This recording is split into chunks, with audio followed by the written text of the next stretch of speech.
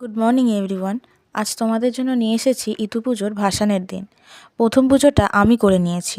এরপরে বোন এখানে আলপনা দিয়ে দিল, আর তোমাদের এখানে সবাইকে দেখাচ্ছে যে বোন কতটা কাজ করে।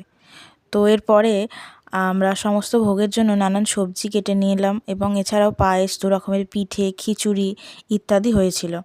আর এখানে সমস্ত কিছু জোগাড় করে নেওয়া হলো সন্ধ্যের পুজোর জন্য।